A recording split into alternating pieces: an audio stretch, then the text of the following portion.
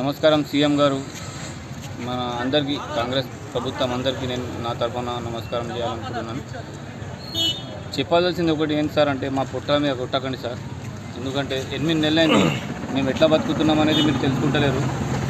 రెండోది, కనీసం మీరు తెలుసుకునేది ఉండే మా ఆటో వాళ్ళ గురించి. ఎందుకంటే ఏ విధంగా బతుకుతున్నాం అనేది అది కూడా మీరు తెలుసుకోలేకపోతున్నారు సార్. ఎందుకంటే పరిస్థితి ఎట్లా అయిపోయింది ఆటో వాళ్ళది అంటే సార్, పొద్దువాళ్ళ పెడితే ఆడ చూడండి, ఒక ఆటో పొద్దువాళ్ళ 5కి పెట్టినాం, ఇంతవరకు ఒక మనిషి లేడు. నిర్మల్ పోతే మేము ఇక్కడ నుంచి ఒక 300 పడుతుండే కనీసం మాకు. ఈ రోజులలో ఇప్పుడు మన ప్రభుత్వం, కాంగ్రెస్ ప్రభుత్వం కూర్చున్న తర్వాత, బస్ టికెట్ ఫ్రీ చేసిన తర్వాత ఒక 30 రూపాయలు కూడా వస్తలేదు సార్. నిర్మల్ దాకా పోతే దుఃఖం వస్తుంది, ఏడవలేకపోతున్నాం. మధ్యాహ్నం పూట ఇంటికి పోతలేము సార్ అన్నం తినడానికి. ఏం తీసుకుపోయినాం, పైసలన్నీ తీసుకోదామని, ఏం తీసుకోదాం ఇంటికి అని అర్థమైతే లేదు సార్. మన ప్రభుత్వం రాకముందు మేము మా ఆటో వాళ్ళమైతే మేము మస్తు మంది బేబీకి పోయి ఒక కనీసం 300 రూపాయలు 200 రూపాయలు వారంకి పిల్లగాళ్ళకి ఖర్చు పెడుతుండే. ఈరోజు ఎటువంటి పరిస్థితి వచ్చేసిందంటే ఒక 50 రూపాయలు ఖర్చు పెట్టలేకపోతున్నాం. పిల్లల దృష్టిలో కూడా బాబు 10 రూపాయలు ఖర్చు పెట్టడానికి ఇంత బాగా బిగిత పడుతుండు, వెనక ముందు అవుతుండ అని పిల్లలు అనుకుంటారు. ఎందుకంటే ఈరోజు అటువంటి పరిస్థితి వచ్చింది సార్. మేమేం కొడతలేము సార్, మాకు 20,000 ఇవ్వరి, 10,000 ఇవ్వరి, అటువంటి ఏం కొడతలేము. కాకపోతే ఈ బస్ టికెట్ ఫ్రీ అనేది తీసేయండి సార్. మీరు సర్వే చేస్తే ఖచ్చితంగా అవుతుంది సార్. సర్వే చేయండి మీరు. పేదవాళ్ళకు, గరీబ్ వాళ్ళకు, కాళ్ళు చేతులు లేనోళ్ళకు, గుడ్డి వాళ్ళకు, అసలు వాళ్ళకు పెట్టండి. కానీ 1,50,000 1,20,000 జీతం ఉన్న మహిళలకు కూడా మీరు ఫ్రీ టికెట్ పెట్టేస్తే ఎంతవరకు నిజం సార్ ఇది? మీరు చేయండి, చూడండి మీరు ఎక్కడి వరకు నిజం ఇది. 1,20,000 జీతం తీసుకునే వాళ్ళు కూడా మహిళలు రోజు బస్ టికెట్ ఫ్రీ పోతే అది న్యాయమేనా సార్? మీకు మా పుట్టల మీద కొట్టకండి సార్. ఇటు చూడండి, జన్నారం పాయింట్ మీద కూడా ఒక బండి ఉన్నది, పొద్దున్న 5కి పెట్టాం సార్, ఇంతవరకు ఒక మనిషి లేడు. 4 3 జమ అవుతుండలేరు, గత బస్ వచ్చేస్తుంది, బస్సులో వెళ్ళిపోతారు.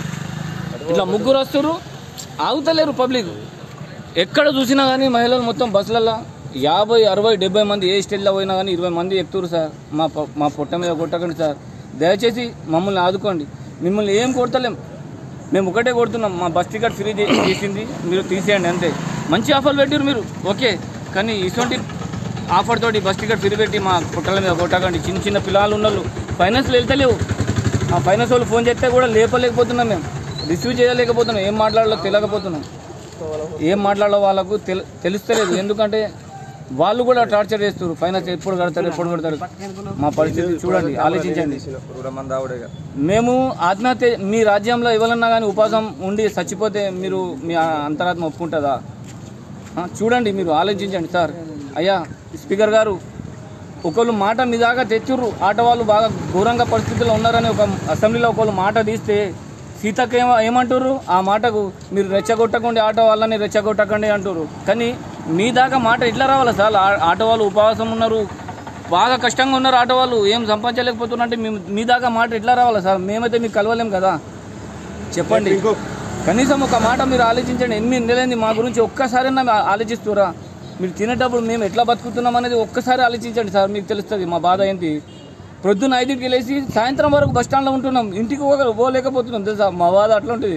మేమేం చేయాలో అర్థమైతే లేదు. ఇంటి వాళ్ళకి ఏం జవాబు ఇవ్వాలా, పిల్లలకి ఎట్లా ఆదుకోవాలా అసలు అర్థమే అయితే లేదు. ఆటో వాళ్ళు ఏం చేయాలా అసలు? ఆటో సెల్ చూసుకుంటా 1 దాకా కూర్చుంటున్నాం ఆటోలోనే, సీరియల్ జరగకపోతే మా పరిస్థితి ఎట్లా? మళ్ళీ మీరు ఏం ఆలోచించారా?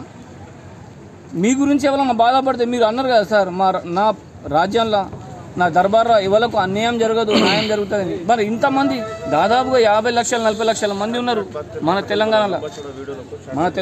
50 లక్షల మంది దాదాపుగా ఉన్నారు కదా. ఇలా అన్యాయం జరుగుతలేదు సార్ మీ వల్ల. మీరు చూడండి, దయచేసి మీకు ఒకటే కోరుతున్నాం సార్, ఈ బస్ టికెట్ ఫ్రీ అనేది తీసేయండి బస్, అంతే. మీకు ఏం కోరుతలేం సార్.